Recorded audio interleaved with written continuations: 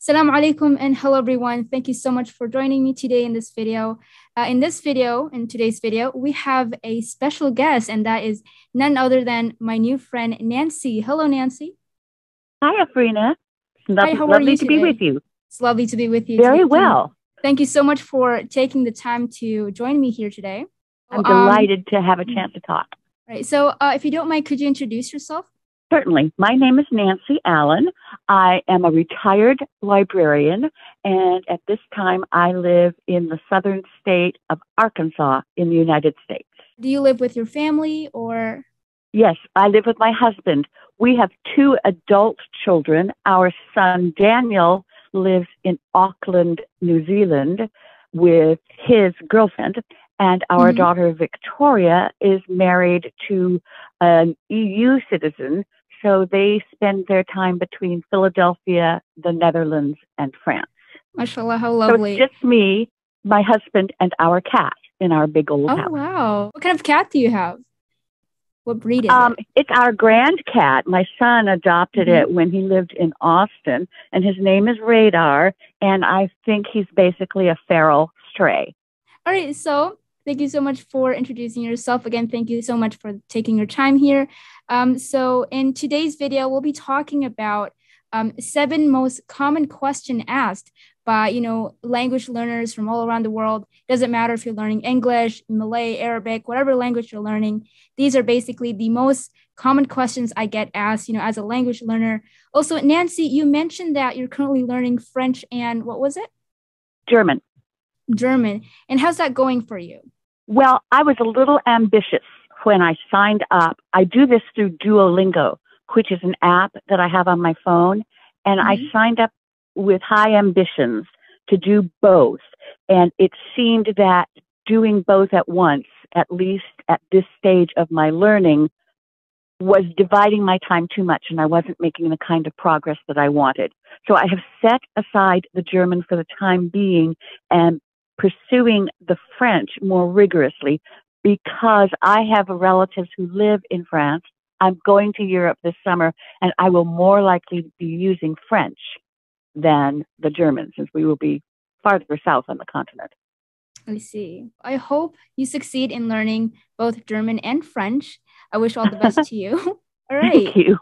No problems at all. Okay, so let's get ahead right into today's video. So the first question we have is how to stay motivated and committed to learning a language. What do you think, Nancy? Well, I've thought about that a lot. And so much of motivation is one's interior state of being, one's level of interest, and honestly, one's ability. I mean, I could say that I want to learn algebra and start out motivated, and then I discover that it's completely over my head no matter how they tell me what they tell me, and I lose my motivation. As it happens, I have a small affinity for languages. So that internal motivator propels me forward. Also, the program I'm using gives me hints and rewards daily. And if I practice daily and build up my confidence and build up my skills on a daily level, it's easier to go back the next day and continue to move forward. Language learning to me is a little bit like learning a musical instrument. You can't get good at any of it unless you practice every day. That's true. I totally agree with that.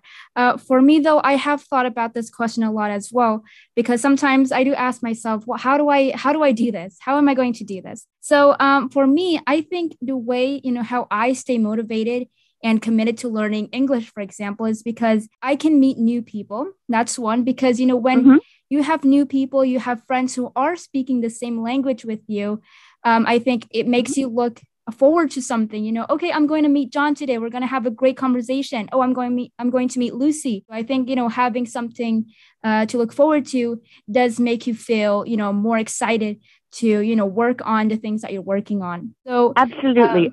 Knowing that you're going to talk to somebody, I correspond with a number of people in France. So this is really making me pay better attention to my writing. It's easier for me to speak than to write correctly. So this is a great motivator for me to learn to write and spell and improve my grammar in French. That's right. Also, for Mhm. example, what if you're learning alone? Say at my school, no one's learning the language that I'm currently learning. How about that? How am I going to stay motivated and committed learning language alone? What do you think about that, Nancy? I think that's a hard question. When I was initially a language learner back 50 years ago when I was in high school and at the university, I was with people who were learning. Full disclosure, I studied French in high school and a little bit at the university and spent several months in Nice at the University of Nice there. So I had a little bit of background in French. So I was speaking with French people. I was traveling into places. I was eating at restaurants. I was going to classes. All of those connections were wonderful. Now, if you're sitting alone with your computer or your app, I don't know, I don't think it's quite as easy. So reaching out as you do, as you have done to people who are learning languages is probably the best thing. I think it's very difficult for most people to stay motivated if they're solely on their own. So finding communities of speakers is probably a good idea. And there are such communities online. Some of them have a fee, and I'm a cheapskate, so I don't pay the fee. I just, hover in the background. But you can set up conversations with native speakers and learn that way. You know what? I think that's very well put, actually. I totally agree with you on that because, I also think that learning alone can be hard because, if you have friends, you have something to look forward to. And if you don't have anyone to talk to or, a teacher or, any friends who speak this or, who are learning the same language that you are, it's going to be quite boring. I mean, I think both of us can agree that learning languages or anything really can be quite boring, especially when you're learning alone. And advice that I can give to those who have no choice but to learn a language alone, I think maybe downloading, games or apps, who can teach you the language that you're learning. You can get achievements, you get high scores and everything like that. And it's fun. Make it fun. Yes. It is. And I'm also, very competitive. I love Duolingo because I get scores every day and there's somebody who's always ahead of me, which just drives me crazy. So I'm always trying to catch up with her. And I don't even know who she is. I play Duolingo too, and that's the same thing for me. I'm a very competitive person. Yeah.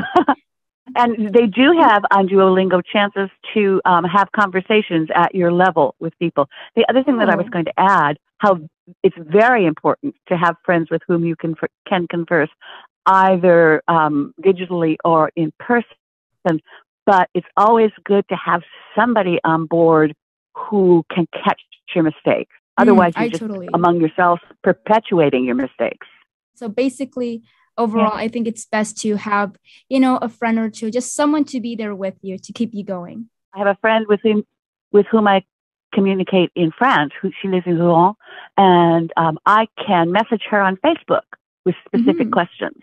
And she will answer them for me and give me, links to songs or articles or things that might be germane to what I'm studying at the moment. And that's very helpful. I think that's, the best thing to do is to have someone with you, honestly. That's all I can say. All right. So moving on to our next question. And it's possible to get someone. Yes. It is. It is possible. Okay. So our next question is, how important is an accent when learning or speaking a foreign language? I think that's very subjective because I'm acquainted with, in fact, your accent is perfection. Thank you. I'm acquainted with people who speak the language that they are learning very well, but with a strong, strong accent. But their advantage is that they are precise and meticulous and correct. And that must be a great relief to anybody who's listening to them. I myself am lucky to be able to reproduce a good accent, but sometimes I'm lazy and I don't always get the details correct. Right. So I think it's a little bit of both. Okay, so for me, I think, in my opinion, like you said, it's very subjective. So in my opinion, I think having an accent or, trying to achieve an accent is somewhat important because, for example, if you are from Russia or Germany, you tend to have this very thick accent. And maybe, if you have a thick accent, for example, let's use English, the English language, for example. If you speak English and you have a thick, Russian or German accent, something like that, I think it's going to be a little complicated for, a lot of people to understand you, especially foreign English learners, people who are learning English as a second language or a third language, because they're not used Absolutely. to, listening or communicating with someone with that accent. So, you know what? I think it all requires training and, learning. So I think an accent is somewhat important, but you don't have to sound like a total American, a total British, a total English person. As long as people can understand you and you can speak English clearly, I think that's what really matters, because, the whole point of learning a language is to be able to communicate with people in that language. And, there are regional accents in every language. So, for example, when I learned most of my French, I was living in the south of France. And did you know that France has a southern accent?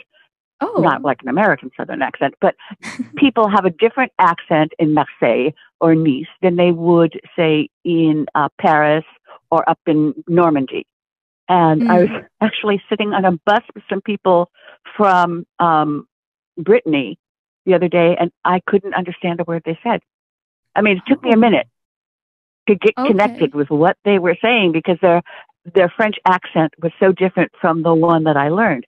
Also, when I was studying in France, a number of my friends came from Africa, and where French was their native language, but they had such a strong accent that, again, it took me a little while to learn how to understand them.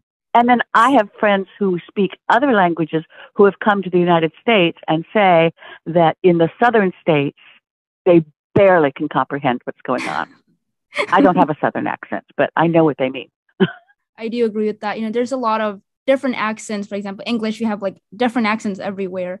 And, I think it's also a good idea to kind of experience new accents. For example, you can go on YouTube, you can go on Google, or wherever you can, and search up, a few accents here and there, so you can get used to, that language, but spoken in this particular accent. So I think, having like overall, very good idea.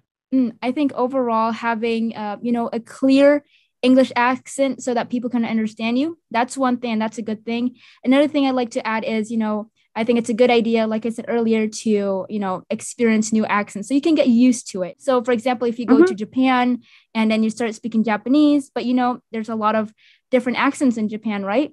So I think it's best to learn that language, but also experience other accents. I think that's a good idea. Right. So you're not trapped in one location doing one thing. Exactly. Talking to one person. My son lives in New Zealand, as I mentioned. And he said when he first got there, it took him a minute to really, not only is there the obvious difference between the New Zealand accent and an American accent, but some of the words that they use are different. So it took me a minute to say, when you say, what do they call eggplant? When they say aubergine, that's what they mean, that sort of thing. Because we have a different word. Right. Or he says, if I say I'm planning on something, his friends in New Zealand would say, I reckon that.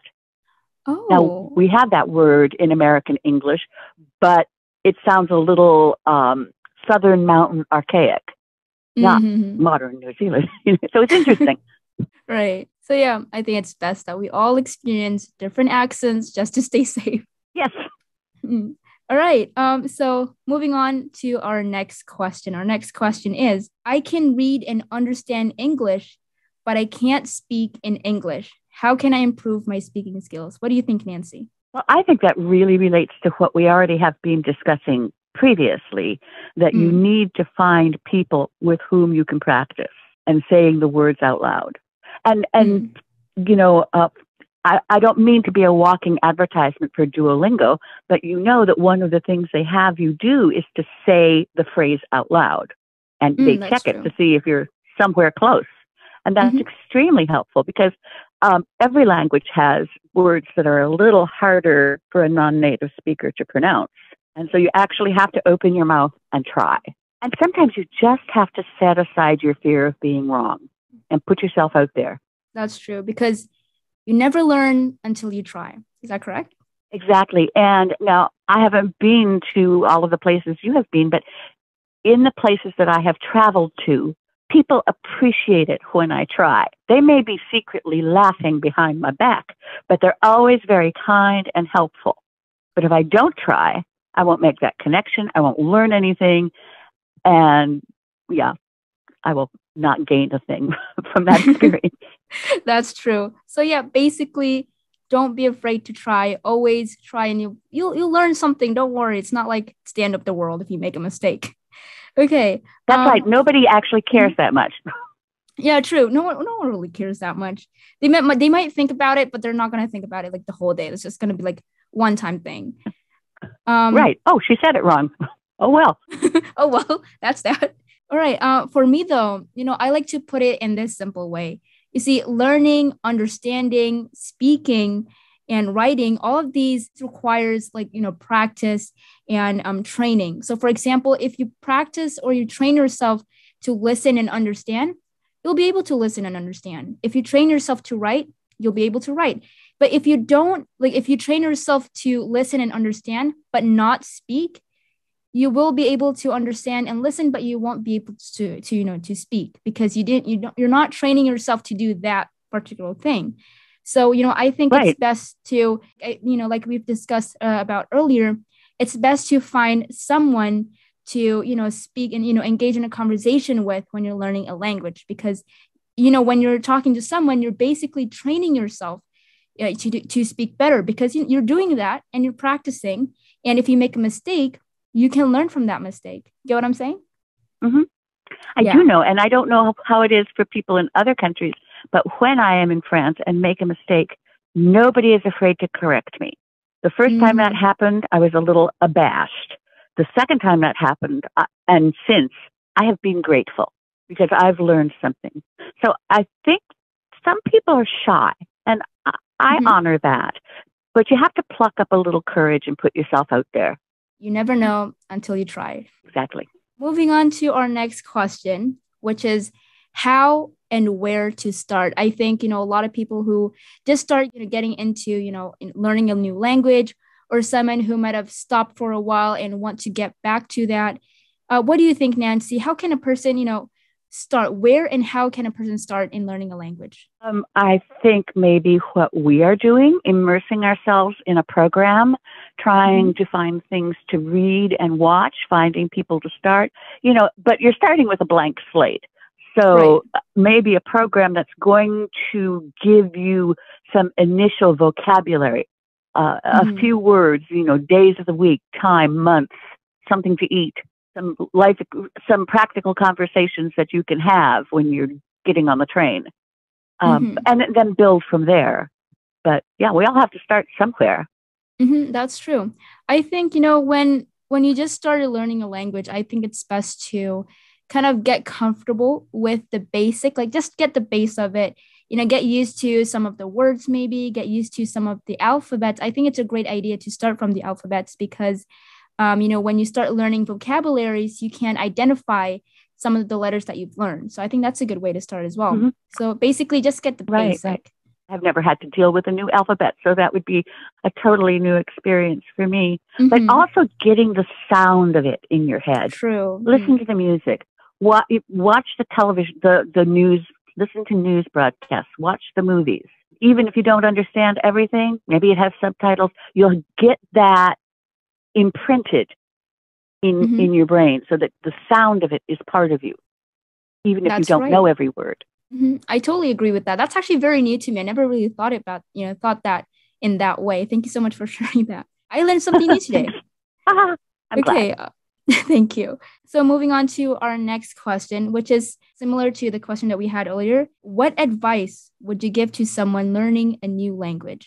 Don't give up and practice and have a lot of fun, because you're not just learning a language. You're learning a culture. You're learning a way of life. You're learning a new way of thinking, because the more words from more languages that you have in your own head gives you richer and deeper connections to the words in your own language. You're learning about music. You're learning about travel destinations. You're learning about cooking. It is not just a list of words and conjugations. It is incredibly enriching. I totally agree with that. To me, I think learning a new language is basically like exposing yourself to a whole different world. Honestly, you're Hmm. experiencing the different Absolutely. cultures, the language, the people, and all that. So I think an advice that I would personally give to my viewers or just anyone who is interested in learning a new language, like Nancy said, do not give up. Start now. Do not start later. If you start later, I don't know when that later is going to be. So I think the sooner the better. I think 70 in my learning. case. You know what? Age doesn't matter, honestly. You can start whenever you No. want, but I think the sooner is better because I think Yes, children, I agree. especially children, they're more. I think they So catch receptive. things. Yeah, they catch things pretty easy and quite fast, actually, Hmm. compared to our respected and older folks. Well, So. also, I think in the United Mm, States, we have a culture problem when it comes to language learning. And mm, most public schools in the United States don't provide access to language learning until high oh, school. And that's a little late true. for the best learning practices. Children have such receptors for language learning that it's kind of a waste not to introduce languages at a young age. I But agree. it is what it is. Yeah, it is what it is. But maybe, who knows, maybe we'll see a new education system where they provide, language courses to our younger generations. I hope to see that in the future. I would love to see that. Mm. Yeah. Let's move on to the next question, shall we? So the next question is Uh-huh. how to become fluent in a language. I get this question all the time. And you know what? I don't think there's a better answer than practice, practice, practice. What do you think, Nancy? I think if we said practice, practice, practice as an answer to every question, we would be miles ahead of ourselves. Mm-hmm. But I think the fluency question is, a, again, a little nuanced. And you and I already had over Messenger a little conversation about this. I Right. think absolute fluency is certainly the goal, but I also see it as a continuum. So Mm. just because you're at an intermediate level and aren't ready to take an engineering course, um, doesn't mean that you don't have enough fluency to accomplish some things. Am I making sense to you there? Yeah, totally, totally. Yeah. You know what? So, for Mhm. example, in German, I can go over there, buy a sandwich, get on a train, sing a song, and be perfectly satisfied with my experience as far as it goes, even though I would want to know more. Right. In France, I can go there and have an adult conversation as long as it isn't too technical. Mm-hmm. And so my goal is always greater fluency. But since it's on a scale, I don't know if I can ever honestly achieve complete fluency. I'll let you know if Mm. I do. Thank you. I do look forward to that. You know what? I think when it comes to the word fluent, I think we should all think about what is fluent to us. What would you consider to be fluent? For me, what I would consider, totally fluent would be being able to express yourself in any shape or form. You can freely express yourself without any complications. That is fluency to me. As to the question, how to become fluent, just like Nancy said, if you're on like in the intermediate level, doesn't mean you can't achieve more. Yes. Mm-hmm. But it Right. also doesn't mean that you should be afraid to participate in conversations and True. in the life of the culture that you may be visiting or participating in. Mm-hmm. I don't think there is like an exact level when it comes to fluency. There's not like an exact point. I think about that even as a native English speaker. There are Mm. things that I can continue to learn about my own language. So someone might be tempted to call me fluent because one would assume as a native speaker I should be, Mm-hmm. but there's always more to learn. True. There's always something new to learn. So, Mm-hmm. what overall, I think there's always a need to practice. Doesn't matter if you're a native speaker or you're learning, for example, English as a second language. I think practice is something that everyone needs to do in order to become, better in something. Second thing would be, to experience new things. For example, in the question that we answered earlier, practice speaking and engaging in a conversation. And by that, try to Mm-hmm. experience different topics. For example, you're talking about school. Okay, then move on to baking or move on to literature or anything like that. Because when you're talking or engaging yourself in a new, different type of conversation, you'll be able to expose yourself to new vocabularies, new sayings, just basically new situations. So I think number one, practice. Second would be engaging in conversations and, to learn more, because if you do that, you'll be able to experience new vocabularies, new things, and just learn more things, basically. Mm-hmm. And again, don't always continue learning. Don't consider yourself done, but even if you've achieved a certain level of fluency, you can accomplish and enjoy a great deal. A side thing is, I have referred to the idea of practicing is like learning a musical instrument. In my younger days, I was a performing musician and was able to get gigs where I was paid to sing and play the guitar and do various things. And I was among musicians who were plenty better than me. But that didn't mean that I couldn't contribute as well. That's true. That really tells us just because you're at a certain level and there's always someone better than you, doesn't mean that that's like end of the game. Stop now because someone's better than you. There's always room for new things. Don't let the perfect be the enemy of the good. Exactly. All right. Let's move on to our last question, which is, how can I learn a language on a busy schedule? 15 minutes a day. You can do it while you're brushing your teeth. Oh, how do you do that actually? Well, I was being flippant, but you're brushing your teeth, you have your app on, you are responding, and maybe you're typing in an answer, or maybe you're listening to a story. I haven't actually done that, but I'm saying that there is no excuse not to find 15 minutes somewhere in your day. If you have time to brush your teeth, you have time to give 15 minutes to practice. We have 24 hours a day, and you can do a lot in 24 hours a day. It really goes down to how you manage your time. I think time management is absolutely very, it's really important in every aspect, because, if you're procrastinating, you're not doing anything. So I think, like I said, time management is really important. And I think, like, as Nancy has mentioned, you can always spare 15 minutes in those 24 hours. You can always spare 10 or 15 minutes, 15 or 10 minutes like that. You can listen to a podcast. You can just write something real quick.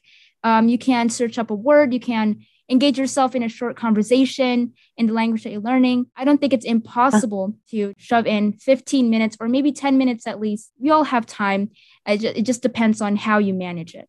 And some people are incredibly busy throughout their days. And so don't imagine that to be successful, you must devote an hour or two every day. But you can do several 10 or 15 minute spots. I might spend 15 minutes on Duolingo and get into a little trap where I'm making too many mistakes because I'm just distracted or overstimulated or tired or something. And I'll close it down and I'll go away somewhere and do something else useful or play Candy Crush, whatever, and come back after I've refreshed myself and do it again for another 15, 20 minutes. You don't have to do it all at once.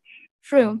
And honestly, like Nancy mentioned, you don't really have to devote yourself to 1 hour, 2 hours a day in order to become fluent. It doesn't really work like that. What really matters is just how often you do it. You don't really have to do it like 1 hour a day. Some people do it 1 hour a day, but that doesn't last like till a week or something. It doesn't last that long. That's not sustainable. Yeah, right. It's not really And may sustainable. I tell you a secret that I do, and I don't know, maybe everybody else does it too, but when I am not practicing French on my app, or I'm not doing something specific like trying to read a book or a journal article or something, I'm having these long conversations with myself in my head, using all of the words that I have used. So yeah, don't you ever have these conversations? Don't you ever talk to yourself?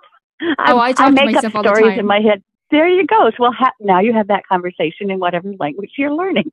It can be in any way. You can talk to yourself. You can talk in front of a mirror, find a friend, or just simply write something in the language that you're learning. It can go in any way, in any shape or form. As long as you're practicing it in any way, as long as you're practicing it, then you'll be able to succeed in whatever you're trying to succeed, Afrina, when you sent me that list of questions that we were going to discuss, on one or two of them, I fell asleep imagining that we were having that conversation in French.